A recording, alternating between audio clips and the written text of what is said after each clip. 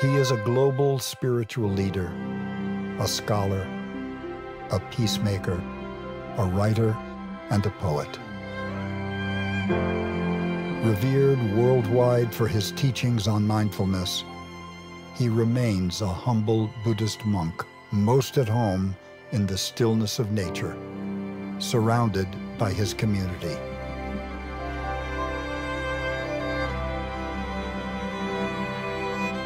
Thich Nhat Hanh has written over 100 books, read by millions worldwide. Martin Luther King publicly nominated him for the Nobel Peace Prize.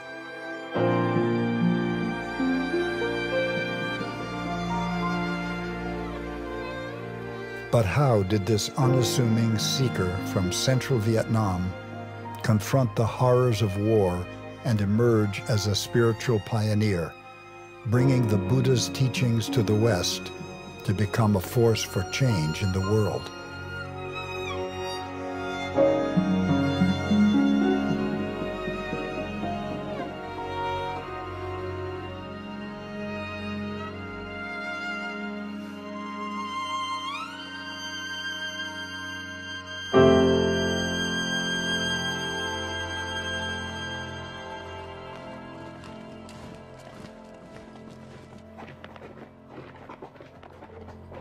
Thich Nhat Hanh was born in central Vietnam in 1926 under French colonial rule. Even as a child, he was aware of the political instability and turmoil in his country. At the age of 9, he saw a picture of the Buddha on a magazine cover and experienced a deep desire to be as calm and peaceful as that Buddha.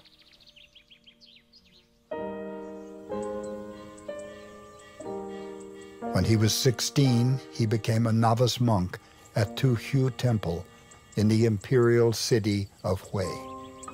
There he began Zen training in meditation, while also tending buffaloes and working in the rice paddies.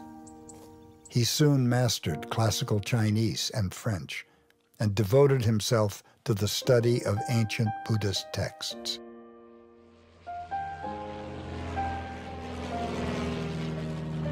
He lived through the Japanese occupation and the Great Famine that followed. Whilst many of his peers turned to foreign ideologies and violence, he was determined to find another way to liberate his people from suffering. Buddhism was very old when I grew up, and yet I had the belief that if we can renew Buddhism, we can help many people.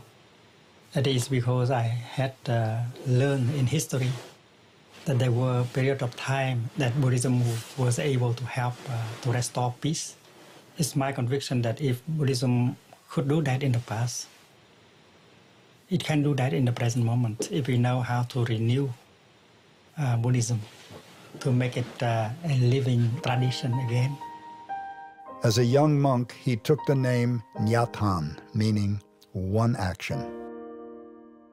Determined to renew Buddhism, he became one of the first monks of his generation to study science, literature, economics, and English. He soon realized that monastics must offer society more than just chants and prayers, and developed a vision for engaged Buddhism.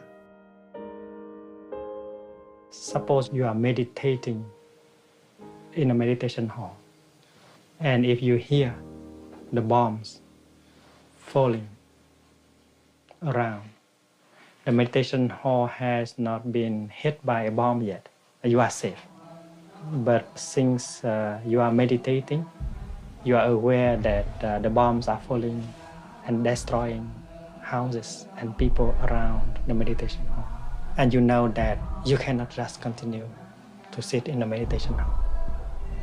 So you get out of meditation hall in order to help people. And that is called meditation in action.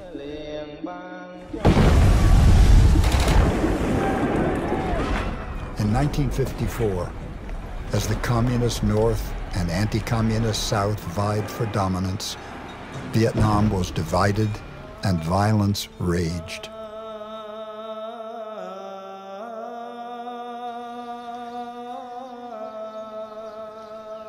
He meditated intensively through this time of grief and despair. Only when he discovered the practice of mindful breathing in an ancient text did he find the key to heal his suffering. He expanded the practice to develop a new way of walking meditation, combining the awareness of breathing with each step. These practical methods for handling painful feelings became central to his life's teaching and have today been taken up by people all over the world.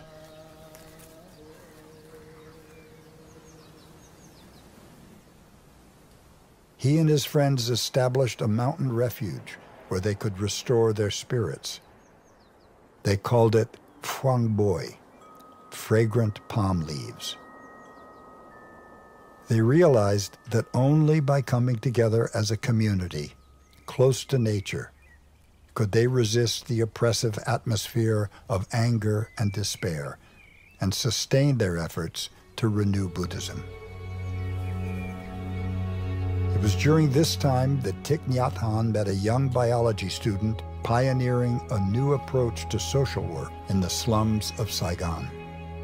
Inspired by his teachings, she went on to become his lifelong collaborator, later receiving the name Sister Chan Khong. After just 4 years, deadly fighting reached Phuong Boi. Thich Nhat Hanh and his friends were forced to abandon their sacred refuge, and their dream evaporated like a cloud.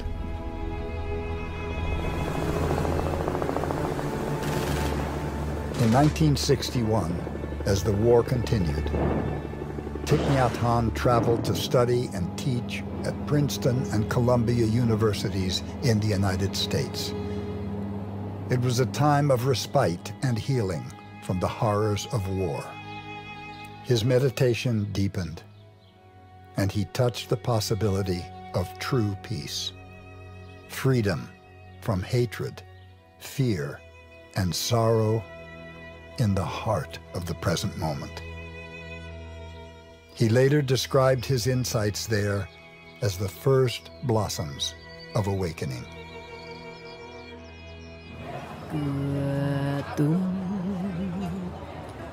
When South Vietnam's oppressive Diem regime was overthrown, Thich Nhat Hanh was called home to help guide the Buddhist peace movement. Soon he became a leading light in this non-violent third force that refused to take sides in the conflict. He and his colleagues founded a publishing house, a university, and a leading Buddhist journal which printed 50,000 copies every week. The journal reported on the protests and published his peace poems. They were taken up by well-known singers of the day and were sung in the streets. This is a poem I wrote during the Vietnam War. Tonight the moon and the stars bear witness. Let my homeland, let earth pray for Vietnam, her deaths and fires, grief and blood. That Vietnam will rise from her suffering and become that soft new cradle for the Buddha to come. Let earth, my country, pray that once more the flower blooms. The radio of Saigon, the radio of Hanoi, the radio of Beijing begin to attack the poems because they are calling for peace. No one wants peace. They want to fight to the end. I have suffered a lot. I have known what is the war. I have seen brothers and sisters dying. And I myself escaped death in a very narrow way.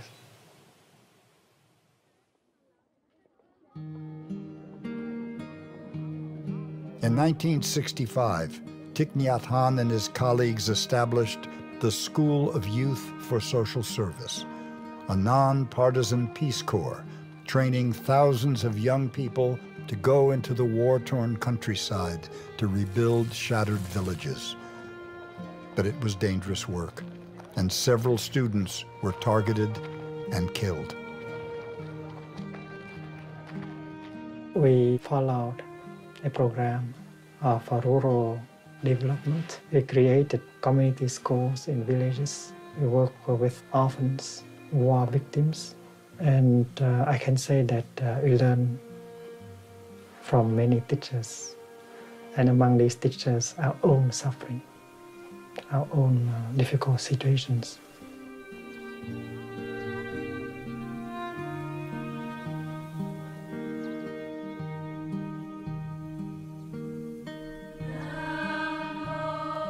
In February 1966, Thich Nhat Hanh created a new Buddhist order.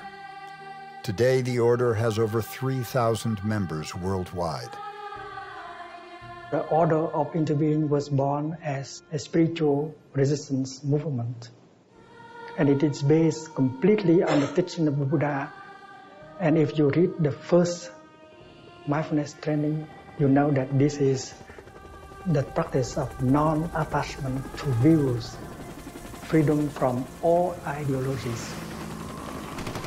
This is a direct answer to the war. The first mindfulness training, aware of the suffering created by fanaticism and intolerance.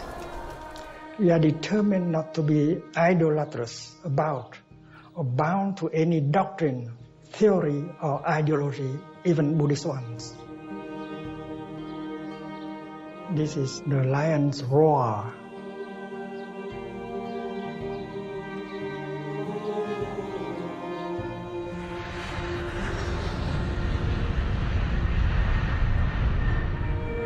In 1966, determined to change the situation, Thich Nhat Hanh once again left for the U.S. to raise his voice for peace. He was supported by many influential spiritual and political leaders of the day, including Dr. Martin Luther King Jr. He knew that if he could persuade Dr. King to come out against the war, the tide of public opinion would change. Somehow this madness must cease. We must stop now. This is the message of the great Buddhist leaders of Vietnam. Recently, one of them wrote these words, and I quote, "Each day the war goes on, the hatred increases in the heart of the Vietnamese, and in the hearts of those of humanitarian instinct. The Americans are forcing even their friends into becoming their enemies." In 1967, Dr. King nominated Thich Nhat Hanh for the Nobel Peace Prize, saying, his ideas for peace, if applied, would build a monument to ecumenism, to world brotherhood, to humanity. In Paris, on Avenue Kléber, politicians have been talking for 4 years about ending a war. Once a week, on Thursdays, diplomatic cars arrive at the conference center, bringing delegates to talk about a war in which nearly 1 million men have died, the Vietnam War. But Thich Nhat Hanh paid a high price for daring to call for peace. He was prevented from going home, beginning an exile that was to last 39 years. He said, "I'm not inclined to be a politician. My vocation is as a monk. But as a monk, you have to have the courage to speak out against social injustice, the violation of human rights." You are talking about the people in Vietnam whom I know. Those people who are dying every day, who are suffering every day. I am talking in their, for their sake. And if you want to ask me the question as what they want the most, is that you stop bombing, you stop the killing, you stop the killing.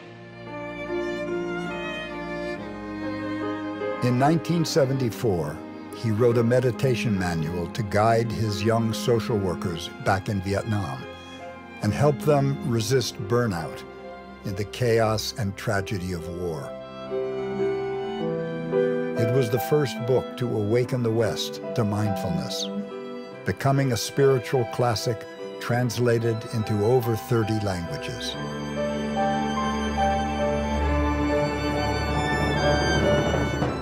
By 1978, the plight of Vietnamese refugees fleeing the communist regime had become a major humanitarian crisis. In Singapore, Thich Nhat Hanh and Sister Chan Kong rented 2 ships and rescued hundreds from the high seas.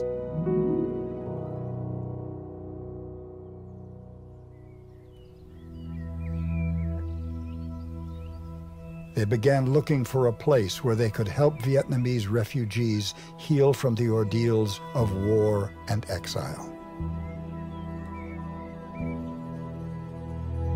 They found land in the south of France, which they named Plum Village, after planting over 1,000 plum trees in the fertile ground. Word spread that Plum Village was a place to deepen meditation practice and receive the Zen master's direct guidance. Intellectuals, artists, social workers, and activists traveled there from around the world. He led retreats in America and Europe and nurtured many of today's leading mindfulness teachers, pioneering a new way of communicating Buddhist teachings. You walk, you do it as if you are the happiest person in the world. And if you can do that, you succeed in walking meditation.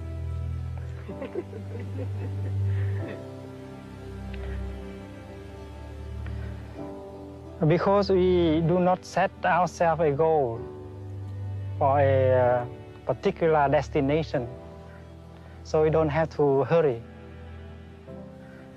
Because there is nothing there for us to get. Therefore, walking is not a means, but an end by itself. But he soon came to realize that only lifelong committed practice and the trust of a student-teacher relationship would lead to lasting transformation. And so he founded a new monastic order, which would go on to become the largest Buddhist monastic community in the West, and a touchstone for the mindfulness movement that would soon sweep the world.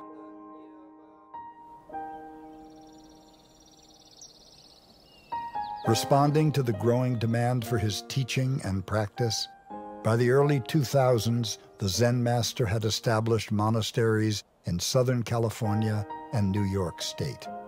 These were followed by centers in Vietnam, Mississippi, Paris, and Germany, and later in Hong Kong, Thailand, and Australia. He saw that in order to transform violence and fanaticism around the world, we would need to come together as brothers and sisters in the human family and learn the art of cultivating peace. He understood the potential for collective meditation practice to help transform the alienation and loneliness of the modern world. His retreats grew from groups of tens of people to international gatherings of thousands.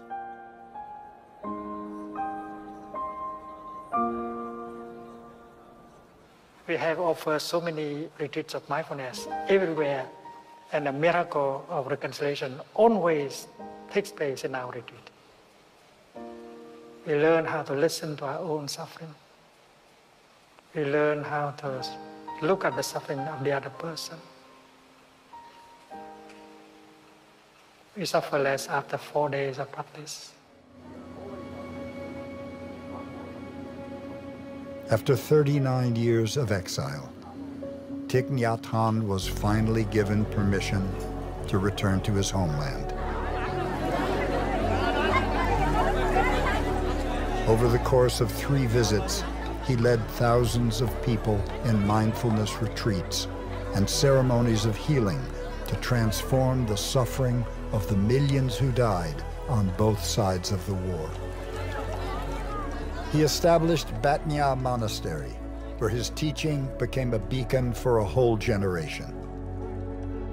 But the growth of his popularity sparked fear.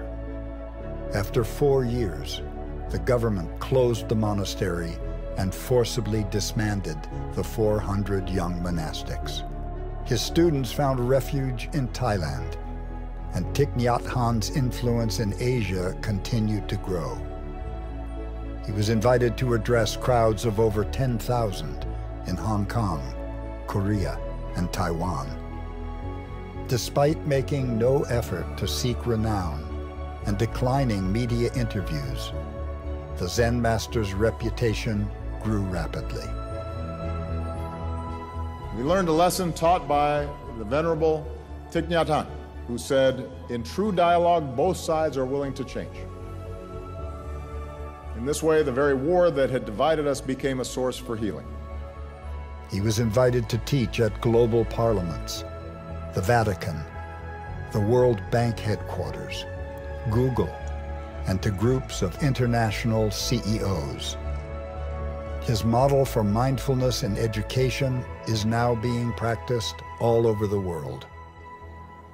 The United Nations chose his code of global ethics, the 5 mindfulness trainings, as the foundation for a non-sectarian ethical path for humanity.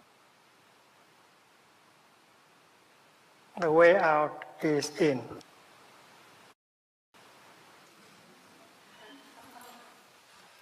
Go back to oneself and take care of oneself. Learning how to generate a feeling of joy, learning how to generate a feeling of happiness, learning how to handle a painful feeling,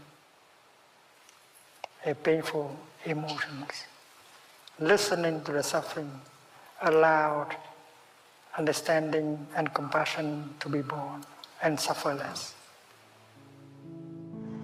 In his 89th year, Thich Nhat Hanh suffered a major stroke. Undaunted, his spirit undiminished by physical adversity, he did not give up on life or his vision for the future. He chose to use the last chapter of his life to return to Tu Hieu Temple in Vietnam and connect his global following with their roots.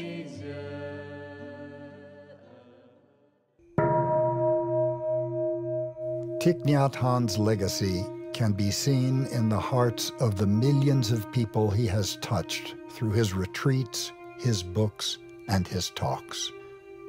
People who have learned to transform their anger, fear, and despair. It's my conviction that we cannot change the world if we are not capable of changing our way of thinking, our consciousness. That is why collective change in our way of thinking, our way of seeing things is very crucial. And all of us can help promote that. Our task is to come together and try to produce that kind of collective awakening.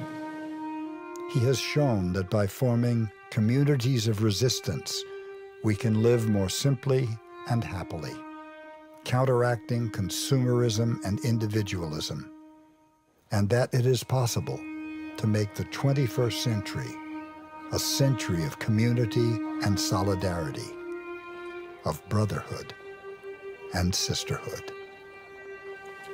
And there are many ways in order to bring about that kind of collective awakening and change.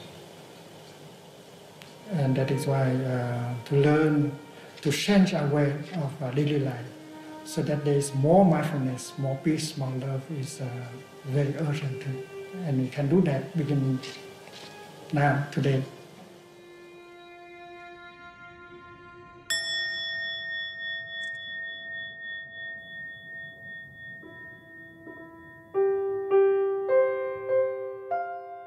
When you wake up and you see that the earth is not just the environment. The earth is in you. You are the earth. You touch the nature of interbeing. At that moment, you can have real communication with the earth.